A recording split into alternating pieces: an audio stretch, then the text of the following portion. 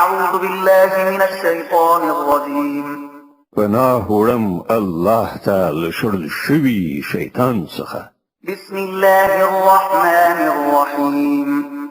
د الله په نوم چې ډېر زیات مهربان پوره رحم لرونکی دی.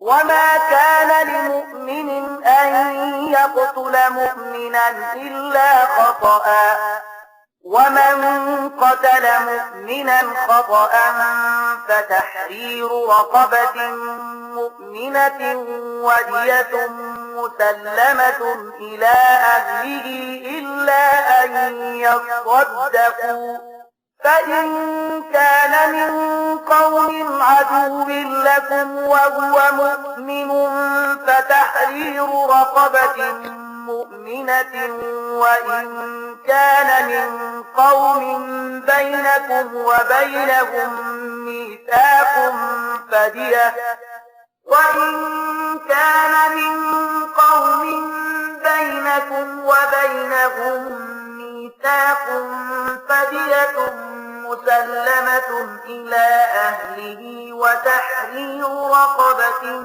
مؤمنة فمن لم يجد فصيام شهرين متتابعين توبة من الله وكان الله عليما حكيما.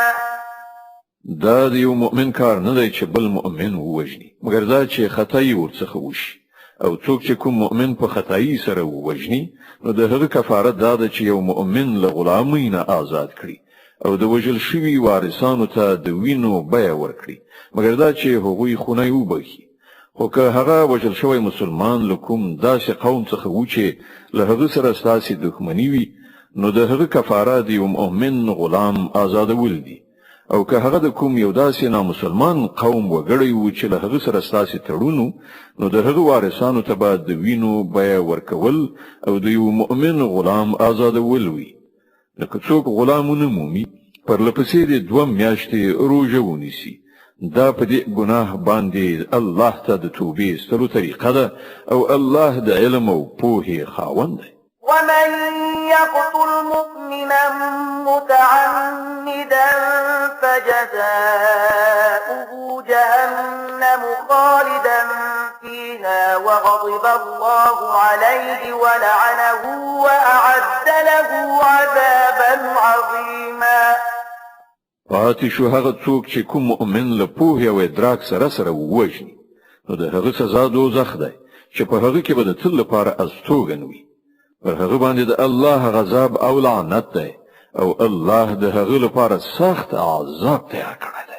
يا أيها الذين آمنوا إذا ضربتم في سبيل الله فتبينوا ولا تقولوا لمن ألقى إليكم السلام لست مؤمنا تبتغون عرض الحياة الدنيا فعند الله مغانم كثيرة كذلك كنتم من قبل فمن الله عليكم فتبينوا إن الله كان بما تعملون خبيرا.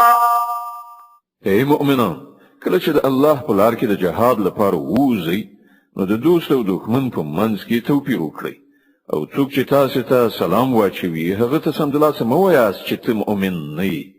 که تاسو د دنیا ګټه غواړئ نو له الله سره ستاسو لپاره د ولجې ډېرې زیاتې شتمنۍ شته.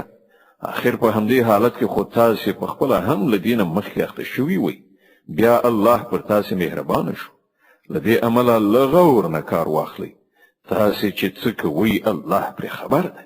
لا يستوي القاعدون من المؤمنين غير أولي الضرر والمجاهدون في سبيل الله بأموالهم وأنفسهم فضل الله المجاهدين بأموالهم وأنفسهم على القاعدين درجة وكلا وعد الله الحسنى وفضل الله المجاهدين على القاعدين أجرا عظيما درجات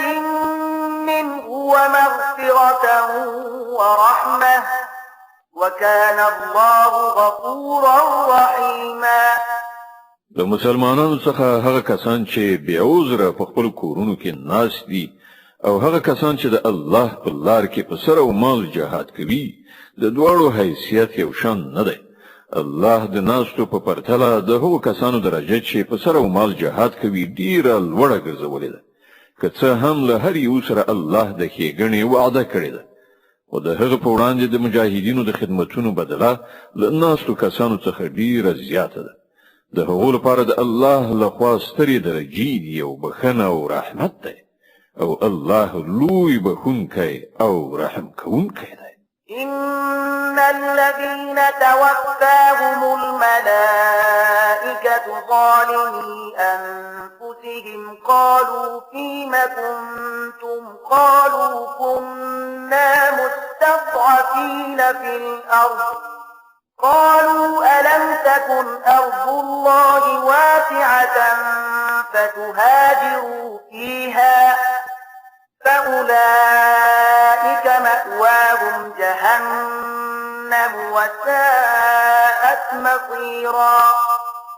کوم خلکو چې په خپل نفسونو ظلم کاوه پرښتو له هغو څخه د هغو د ساخیستلو په وخت کې پوښتنه وکړه چې تاسو په څه حال کې اخته وئ؟ هغوی ځواب ورکړ چې موږ په ځمکه کې کمزوري او مجبور وو. پرښتو وویل آیا د خدای ځمکه پراخه نه وه چې تاسو په هغې کې هجرت کړی وای؟ دا هغه خلک دي چې استوګنځای دوزخ دی او هغه ډیر بد استوګنځای دی. إلا المستضعفين من الرجال والنساء والولدان لا يستطيعون حيلة ولا يهتدون سبيلا فأولئك عسى الله أن يعفو عنهم وكان الله عفوا غفورا. هو کوم نارینه ښځې او ماشومان چې په رښتیا بې وسې دي او د وتلو کومه لاره او وسیله نه مومي کېدای شي چې الله هغو ته بښنه وکړي. الله لوی بښونکی او تېرېدونکی دی. د النساء مبارکه سوره چې د قرآن عظیم شان 4مه سوره ده په مدینې منورې کې را نازله شوې ده. 106 مبارک آیاتونه لري. تلاوت او پښتو ترجمه یې له 3 آیات څخه اورئ. ومن يهاجر في سبيل الله يجد في الأرض مراغما كثيرا وسعة ومن يخرج من بيته مهاجرا إلى الله ورسوله ثم يدركه الموت فقد وقع أجره على الله وكان الله غفورا رحيما. څوک چې د الله په لاره کې هجرت وکړي هغوی به په ځمکه کې د پناه اخیستلو ډیر ځایونه او د ژوند تیرولو لپاره ډیره پراخي ومومي، او څوک چې له خپل کوره د الله او پیغمبر خواته د هجرت کولو لپاره وځي بیا په لاره کې ورته مرګ راشي د هغه ثواب د الله په نزد ثابت شو. الله ډیر بخښونکی او رحیم دی. وإذا ضربتم في الأرض فليس عليكم جناح أن تقصروا من الصلاة إن خفتم أن يفتنكم الذين كفروا إن الكافرين كانوا لكم عدوا مبينا. وکله چې تاسو په سفر ووتلی نو څه باک نشته که په لمانځه کې لنډوالی وکړئ. په تیره بیا کله چې تاسو سره دا ویروي چې کافران به مو وځوروي ځکه چې هغوی په ښکاره څرګنده ستاسې دښمنۍ ته ملا تړلې ده. صدق الله العظيم. الله ستر رښتیا ویونکی دی.